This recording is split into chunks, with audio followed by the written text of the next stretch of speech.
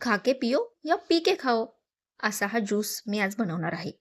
हा ज्यूस बनवायचं कारण म्हणजे माझी मुलगी, जिला पाणी सारखं-सारखं प्यायलाही आवडत नाही, की जिला फळं खायलाही आवडत नाही. त्यामुळं मी शोधून काढला आहे खा के पियो या पी के खाओ ज्यूस. यामध्ये आपण घेणार आहोत टरबूज. टरबुजाचे छानसे बारीक-बारीक तुकडे करून घेणार आहोत. सोबत घेणार आहोत चिया सीड्स. चिया सीड्स ह्या आपल्या पाण्याची लेव्हल मेंटेन ठेवण्यासाठी खूप महत्त्वाच्या असतात. त्यामुळं चिया सीड्सला मी 5 ते 10 मिनिटासाठी पाण्यात भिजवलं होतं. त्या भिजून अशा छानशा फुगल्या होत्या. तुम्ही सब्जा सीड्सही घेऊ शकतात. दोघीही सेम काम करतात. तर मी इथे छानसं टरबुजाचे बारीक-बारीक तुकडे करून घेतलेले आहेत. ते एका ग्लासमध्ये टाकले आहेत. त्यानंतर टाकले आहेत 2 चमचे चिया सीड्स.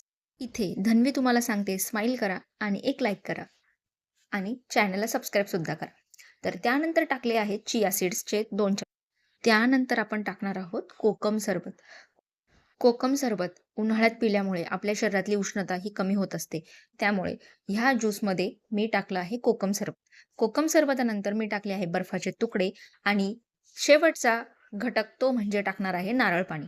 तुम्ही साधं पाणीही टाकू शकता आणि छानसं थंडगार पाणी टाकल्यानंतर तुमचा ज्यूस इथे रेडी होणार. ह्या ज्यूसमध्ये उन्हाळ्यामध्ये आपल्या शरीराला थंडावा देणारे सगळे पदार्थ आहेत. हा ज्यूस पिल्यामुळे मुलांच्या शरीरामध्ये पाणी पण जाईल आणि फळंही जातील. आणि मुलंही खुश आणि आपणही खुश. त्यामुळे तुम्ही पण हा ज्यूस नक्की बनवून बघा.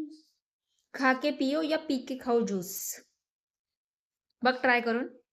तर तुम्ही पण असा ज्यूस बनवून बघा आणि अशाच नवनवीन रेसिपीजसाठी माझ्या चॅनलला लाईक, शेअर, सबस्क्राईब करा. छान आहे ना? सबस्क्राईब करा नक्की. Thank you.